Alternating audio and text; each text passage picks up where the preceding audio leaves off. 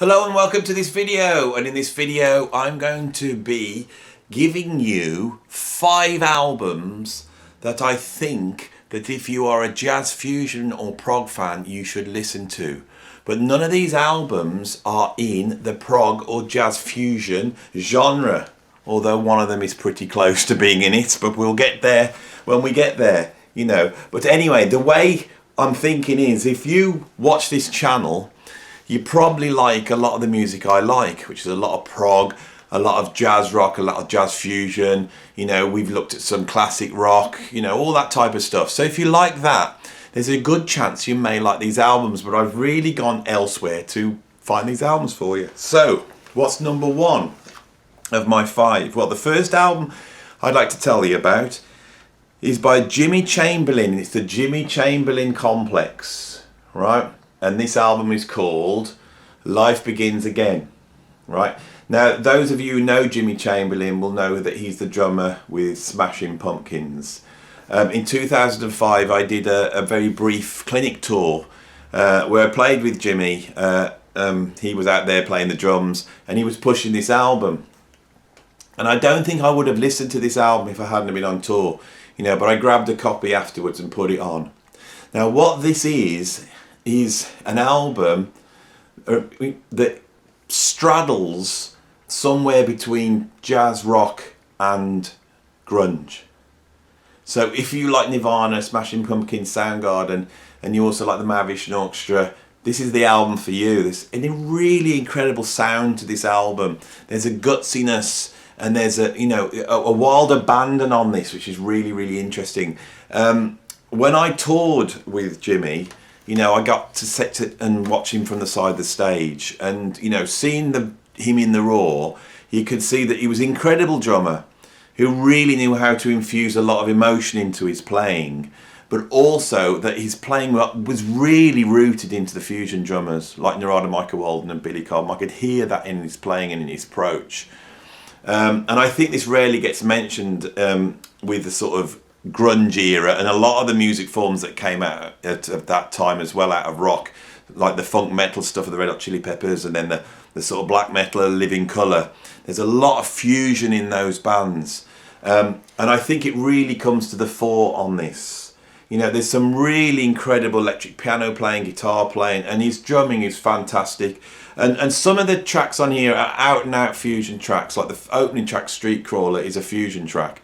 But you've also got Billy Corgan singing, and it actually goes towards songs. It's a really, really good album, and he's a safe bet for any of you fusion fans who haven't heard this. Go and check it out. I think you'll be pleasantly surprised at what this album's like. I really think over the last 20 years or so, this should really be rated as a fusion classic, but whether it is fusion, I don't know. But yeah, go and check it out, and if you want to check out a track just now, you know, check out Street Crawler, a really brilliant track. Right, so what have I got next on my list? Oh, here she is. One of my favourite artists of all time. I think this lady is one of the great artists of our time, and that's Meshell Ndegeocello. So Meshell Ndegeocello is a rapper, a songwriter, a multi-instrumentalist, and she works with some of the best musicians of the sort of recent New York jazz scene. I'm thinking of players like Dave Fuszynski, Jojo Mayer, Gene Lake, a whole host of them. And so there's a strong jazz rock and jazz funk influence in what she does. But she's really working with some of the cutting edge musicians. But it's really tempered by her songwriting. Her songwriting really pulls it in. So I would not say there's any out and out jazz fusion on here, but when you listen to the way the rhythm section works, the way they relate to her vocals and the way they're playing, it's an absolute beast of an album. It's so funky and it's so heavy. And unlike so many funky jazz rock crossovers, this is deep. You know, Meshell Ndegeocello's writing is deep. You know, she really goes far in. The first album, which is called Plantation Lullabies, is an absolute masterpiece. But it doesn't feature as much a real rhythm section on it. It's closer to sort of hip hop production of that time. Here we start to hear a live rhythm section, and I think it's G Lake on drums, who is one of the great unsung drummers of our time. Let's just have a check it out. I bet with a modern album, it's usually quite hard to see who's on here. So yeah, we got Gene Lake on drums. We got the legendary Wah Wah Watson on guitar, who of course contributed that classic 70s wah wah sound to so many albums, you know, and he's with the later Headhunters with Herbie Hancock. We've got percussionists on there that I don't know, and there's additional programming. So it's interesting when you look at it that it's part hip hop production, but with a live drummer. But it's a really great album. You know, Michele Endechelo's gone on to do so much, from sort of almost acoustic folk to sort of punk, funk, hip hop. She is an artist to be reckoned with, and I think, you know, anyone who's also interested in jazz rock, jazz fusion needs to go and check her out, and this is the album to start, I would say. So that's Michele Endicachelo. It's called Peace Beyond Passion. There we go. Right, my next album. All right, so we've got an album from sort of the grunge world that's flirting with jazz rock. We've now took an album from the sort of rap hip hop world that's flirting with jazz rock. I now want to go out for, you know, dance music, house music. So we have here, you know, some of the greatest house music producers and DJs of all time, and that is Masters of Work. Now, Masters of Work are two guys, you know, that are really, really influential on the house music scene. Now, I know as I'm saying this, some of you are probably switching off thinking house music, right? So they pulled a project together. If I could just put this back in, they pulled a project together called Nuyorican Soul. Now, this album here is one of my favourite albums of all time, right? This takes house music and just explodes it outwards, right? Onto an album that really just crosses so many boundaries, right?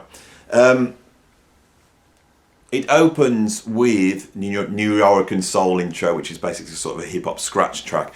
And then it goes into an absolute masterpiece, I Am the Black Gold of the Sun, sung by Jocelyn Brown, who was a great soul singer. But it's also employing a lot of musicians on there. It's real playing.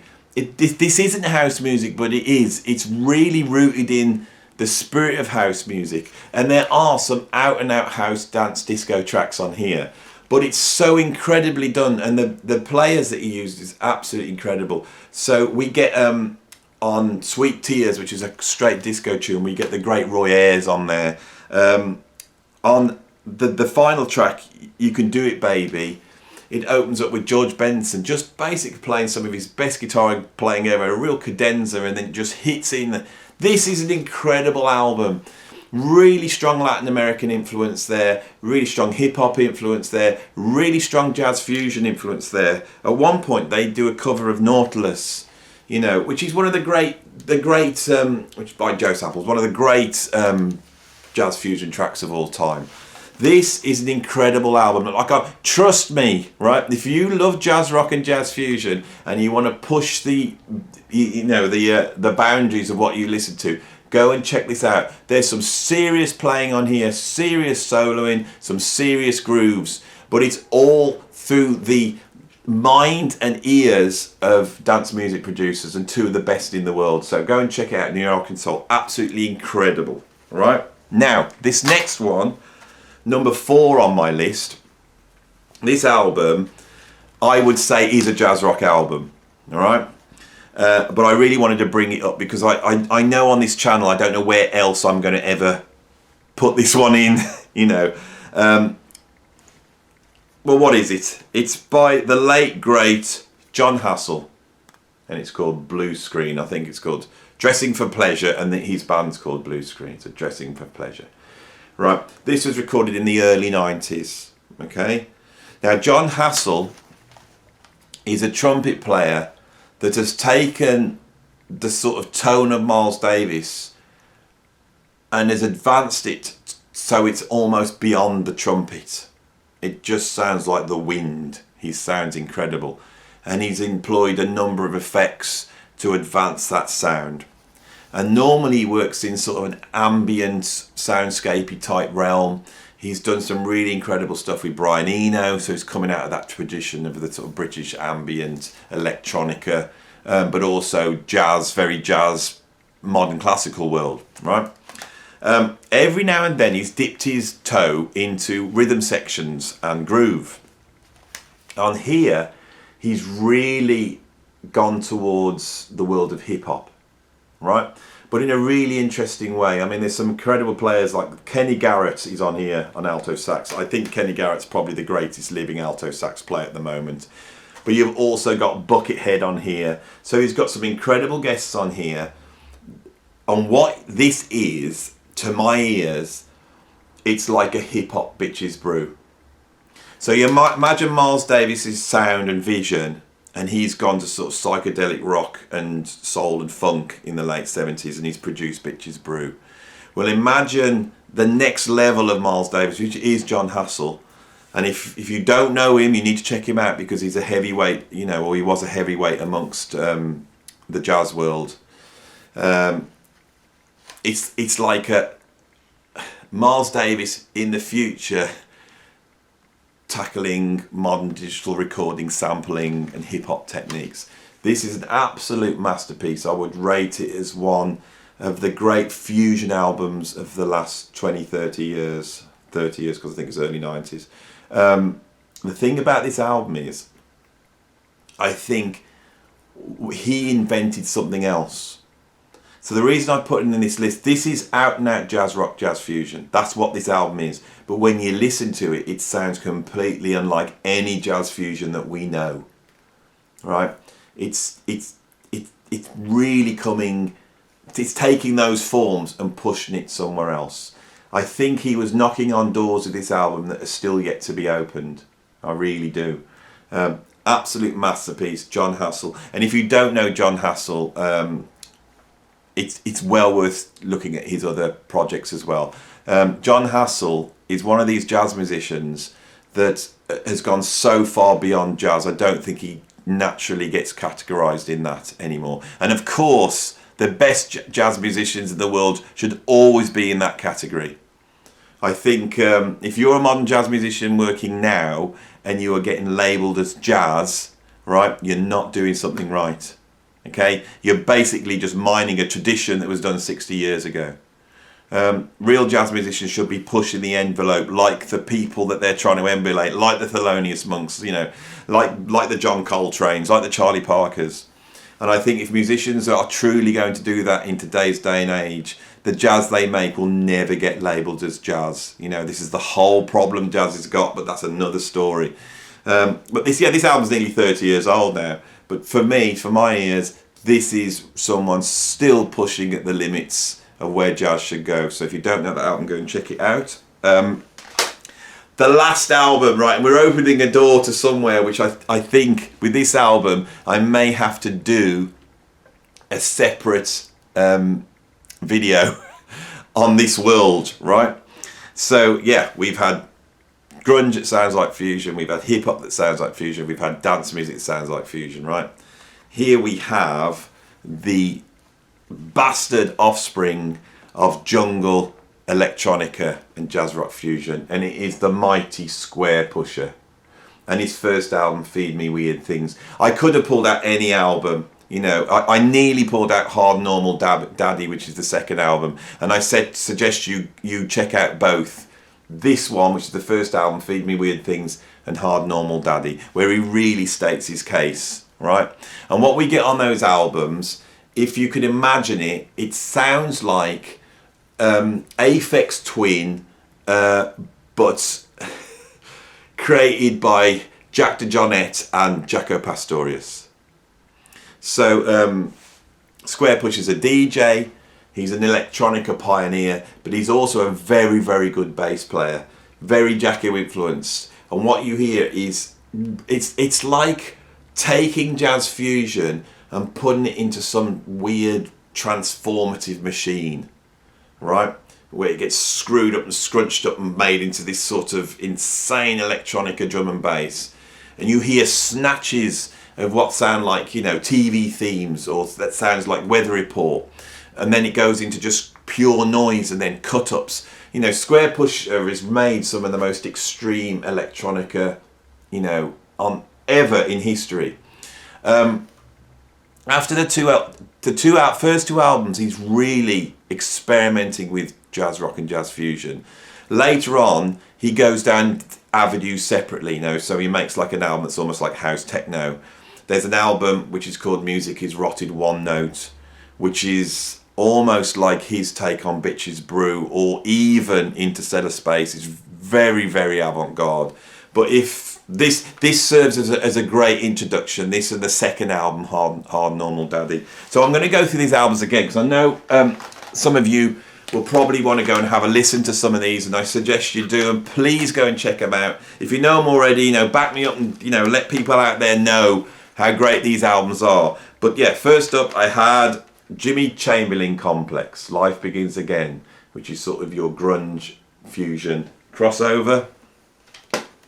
We then looked at, what was the second one I looked at? I think it was Michel Ndegeocello, which is called Peace Beyond Passion, and he's absolutely brilliant hip-hop, rap, R&B fusion crossover, just about.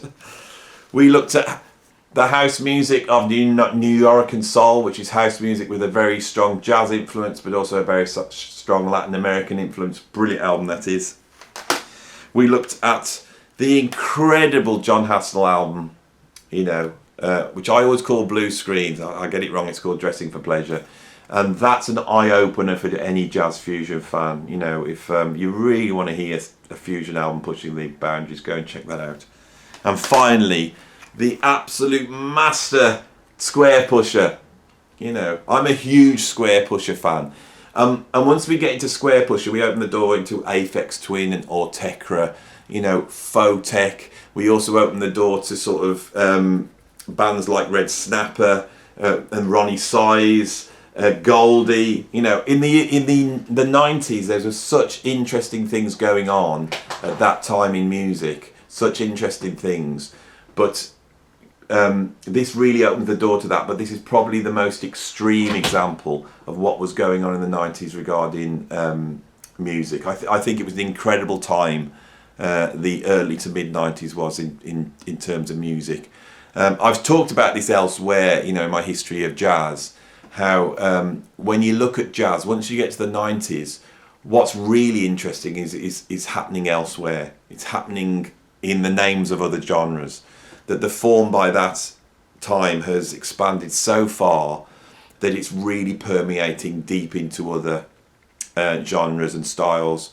And I think this is a really strong argument for that. You know, Square Pusher is without doubt jazz. You know, I'm pretty sure if you sat down with Square Pusher and talked to him, his main influences are, you know, Miles Davis, Jack DeJohnette, Jaco Pastorius, Weather Report, Mavericks Orchestra. That's where he's coming from. That's what this is. But it's been sort of pushed and perverted so far out that I don't think any normal jazz fan would class it as jazz. And I really hear that in modern day artists like Louis Cole, you know, and Noah. You know, that for me is cutting edge jazz. That's where we're at, you know, and people like Thundercat, that's where we're at. But of course, these will never get seen as being jazz or jazz fusion because the form now is dead. Yes, jazz is dead. Sorry to let you know that at the end of this video, but I do believe it is. That's probably worth another video, you know, but I do think it's dead. Of course, Frank Zappa said it wasn't dead, it just smelled funny. And of course, jazz can often smell very funny. But I'm hoping with these 5 albums, these don't smell funny. Go and check them out. Tell them what you think of. And if you like this, like the video and subscribe. And most important, stick something in the comments. Thank you very much.